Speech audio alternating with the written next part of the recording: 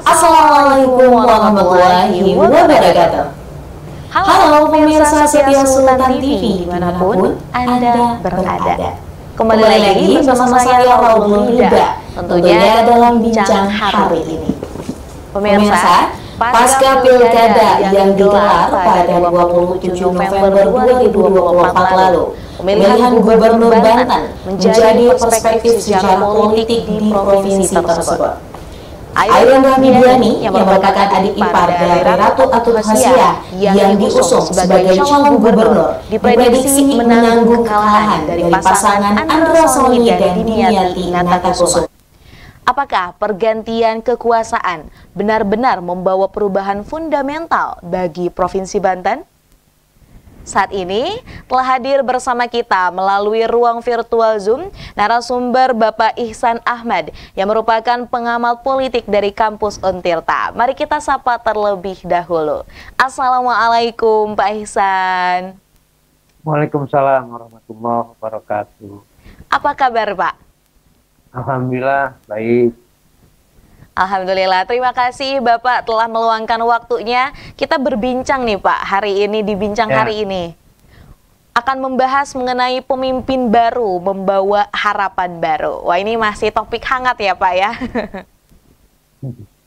Nah, saya mau mendengar nih Pak, tanggapan Bapak mengenai berjalannya Pilkada 2024 yang telah dilangsungkan pada pekan lalu. Ini seperti apa tanggapan Bapak?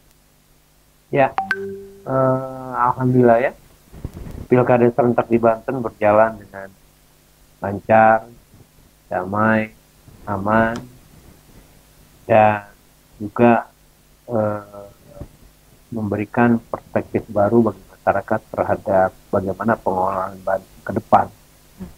Tapi dengan tercapainya pemilu yang damai, aman, lancar juga bukan berarti menandakan bahwa Pilkada serentak ini sudah berintegritas, sudah substansial, dan memberikan sebuah kesadaran terhadap tanggung jawab berdemokrasi bagi masyarakat.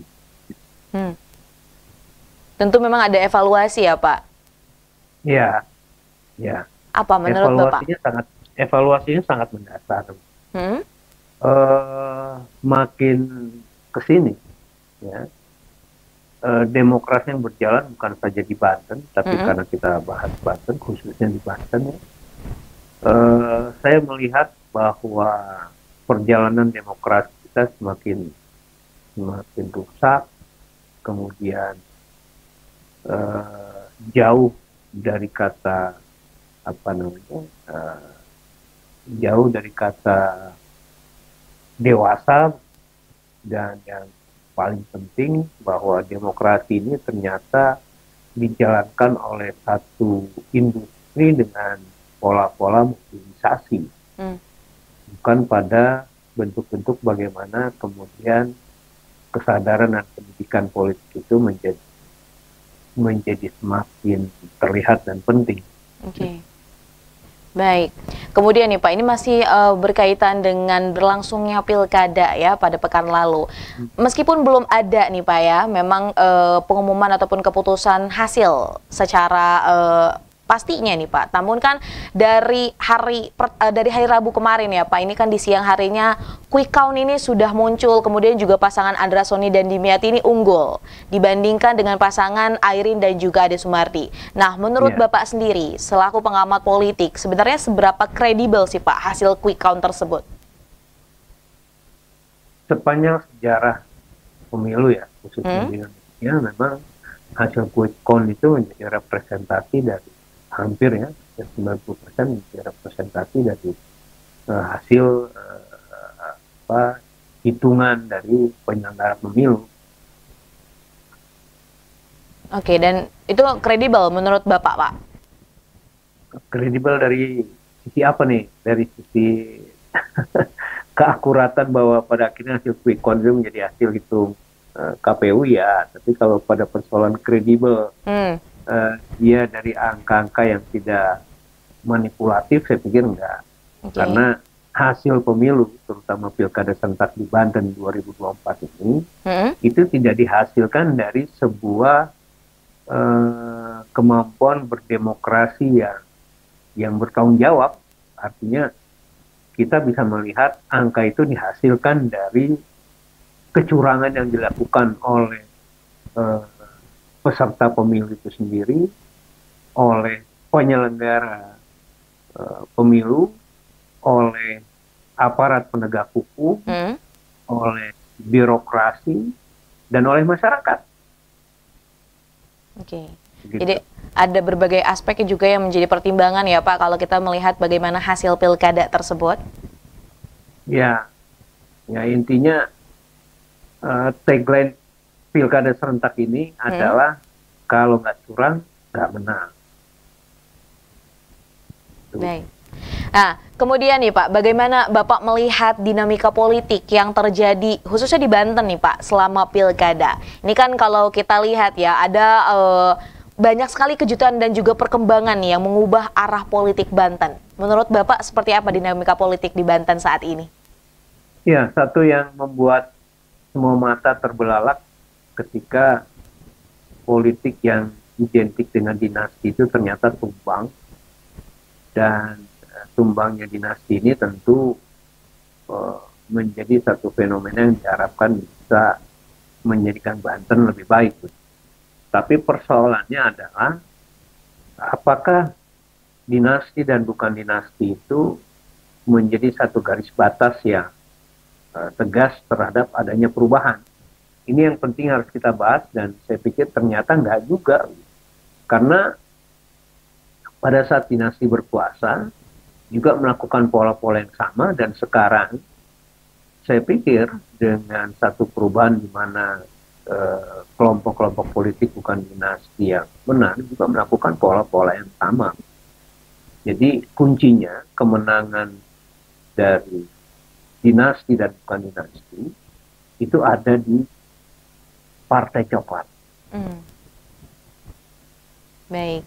Jadi memang ini perubahan terkait dengan, ini kan ramai ya Pak, ramainya bukan hanya di Banten, bahkan sampai ini menjadi isu nasional juga, ini Banten dinastinya telak seperti itu, dan ini juga akhirnya kan memunculkan satu harapan baru, apakah dengan tidak adanya dinasti, ini akan menjamin bahwa Banten semakin maju?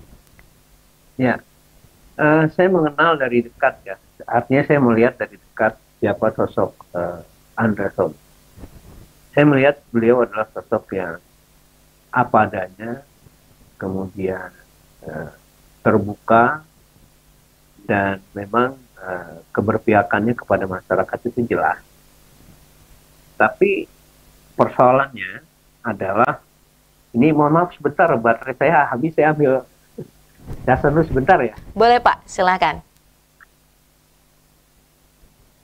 Dan sambil menunggu juga nih pemirsa ya, ini untuk tayangan bincang hari ini dapat disaksikan di kanal YouTube Sultan TV, serta saat ini juga telah hadir di TV digital di Transvision dan ada juga di aplikasi Ecoplay yang dapat pemirsa saksikan.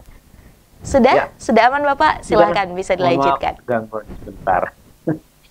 Jadi saya melihat sosok Anderson itu adalah sosok yang baik, sosok yang memang mengharapkan terjadinya perubahan. Tapi jangankan Anderson, kalaupun malaikat harus berpartisipasi dalam sistem yang seperti ini, saya pikir juga pasti akan tersandra, dan saya khawatir bahwa ekosistem dari kekuasaan yang sekarang itu tidak akan bisa menjadikan Anderson sebagai sebuah bentuk harapan yang kita harus sematkan begitu besar padanya. Karena kita lihat bagaimana perilaku pendukung partai yang sebetulnya justru mengkhawatirkan bagaimana Andersonnya harus memimpin Banten ke depan. Dan kita sama-sama tahu bahwa pilkada serentak Banten ini juga tidak kemudian menjadikan birokrasi itu sebagai sebuah investasi pelayanan untuk masyarakat, karena mereka juga bergerak kemarin untuk melihat siapakah yang menang, dan disitulah justru investasi dari perjalanan mereka ke depan. Artinya saya ingin mengatakan begini, circle terdekat dari Andersoni dan circle terjauh ini saya khawatir tidak supporting terhadap satu kepemimpinan Andersoni yang diharapkan oleh masyarakat. Oke, baik. Kalau melihat dari sisi personalnya ya, tentunya tadi Bapak juga menyampaikan sosok Andersoni yang memang membaur dengan rakyat, kemudian juga apa adanya. Namun ini yang perlu diwanti-wanti adalah orang-orang di belakangnya ya Pak ya, dengan harapan bahwa memang Pak Andersoni ini selaku nanti pemimpin baru Banten tidak hanya berpihak pada partai atau pada kelompok-kelompok yang mendukungnya saja, namun kepada masyarakat. Seperti itu ya Pak? Iya, artinya kalaupun kemarin dinasti harus menang, saya pikir nggak akan jadi persoalan ketika dinasti mampu menjamin dan bisa menjamin bahwa tidak akan ada korupsi. Gitu. Karena kan ketika harus Bu Airin yang menang, yang kita khawatirkan adalah suami beliau kan selama ini menjadi pengendali terhadap kekuasaan di Banten. Dan saya sih berharap bahwa Andersoni memang bisa tegas dan komitmen pada janji-janji politiknya, terutama pada persoalan pencegahan dan pemberantasan korupsi di Banten. Ini indikasinya sangat mudah untuk dilihat bagaimana beliau pada awal-awal kepemimpinannya itu bisa melakukan satu ketegasan terhadap pembiayaan ya kira-kira APBD untuk masyarakat yang tidak lagi harus ada store di muka, itu harus stop. Yang kedua, kerjasama strategis dengan kelompok kritis, dengan kampus, tidak boleh lagi ada feedback, cashback. Tidak boleh ada cashback. Kemudian yang harus dipastikan adalah tidak boleh ada indikasi jual beli jabatan atau kedekatan yang membuat penempatan jabatan itu sangat terlihat pada perubahan-perubahan yang sifatnya artifisial, bahwa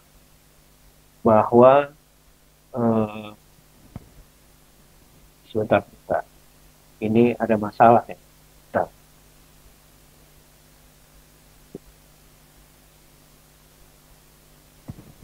Baik, kita masih sambil menunggu lagi pemirsa, tentunya hari ini di Bincang Hari ini kita membahas mengenai pemimpin baru Banten, membawa harapan baru bersama narasumber kita Bapak Ihsan Ahmad. Baik, sudah aman Bapak?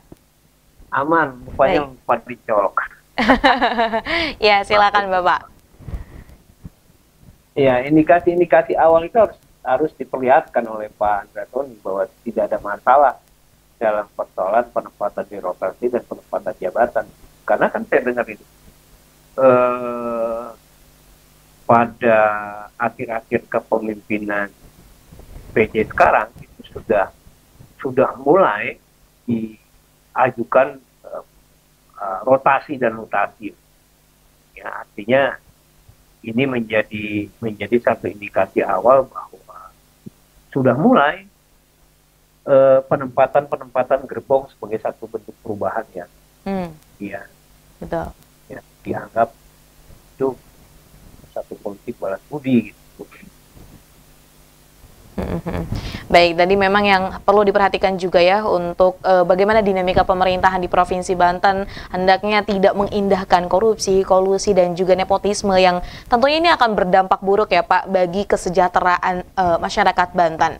Nah, berbicara tentang Banten nih Pak ya, dengan segala potensi sumber daya manusia kemudian juga sumber daya alam yang mumpuni. Ini mengapa sih Pak menurut kacamata Bapak Banten ini sepertinya sulit untuk maju?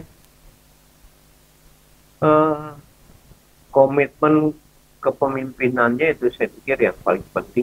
Komitmen pemimpinnya untuk berpihak pada kemajuan Banten, bukan pada kelompok atau keluarga, itu dulu yang bagi saya menjadi prinsip yang strategis untuk diperlihatkan kepada masyarakat.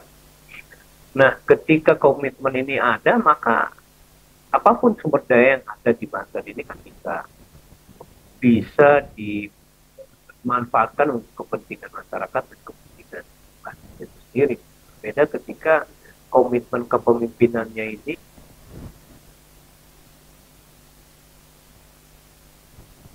baik. Halo Bapak, masih tersambung? Ya, jabatan itu menjadi satu. Cik, sepertinya terjadi galat Bapak.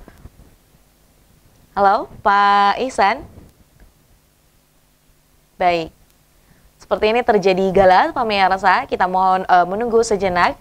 Dan sekali lagi mengingatkan bahwa memang pada hari ini kita masih berbincang mengenai bagaimana pemimpin baru dapat membawa harapan baru tentunya untuk Provinsi Banten.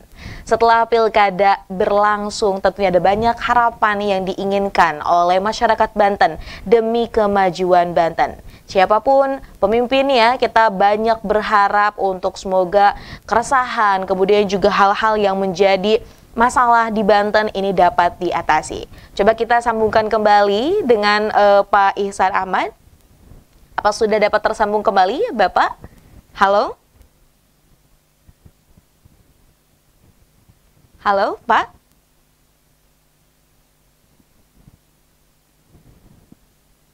Baik, pemirsa setia Sultan TV dimanapun Anda berada. Nah demikian tadi perbincangan kita hari ini bersama Pak Ihsan Ahmad yang merupakan pengamat politik Untirta, membahas pemimpin baru Banten membawa harapan baru. Dan semoga tadi perbincangan kita hari ini bersama Pak Ihsan dapat bermanfaat dan juga berkelanjutan. Semoga harapan-harapan yang kita miliki sebagai masyarakat Banten dapat direalisasikan oleh pemimpin baru kita nanti. Saya, Rodlo Rida dan segenap kru yang bertugas pada hari ini mengucapkan terima kasih, pamit undur diri. Sampai jumpa, wassalamualaikum warahmatullahi wabarakatuh.